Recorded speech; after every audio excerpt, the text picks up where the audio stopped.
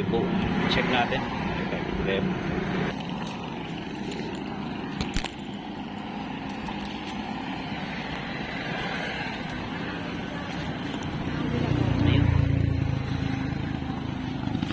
Ayun.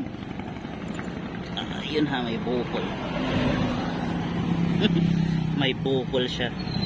Kaya pala, lundag-lundag. Alright. So, pagawa natin, let's go. Ako bigyan ng discount ng aking mga kaibigan eh. 150 daw. Nabigyan dito na laki dito. Talagang bukol. Buntis na eh, manipis na eh.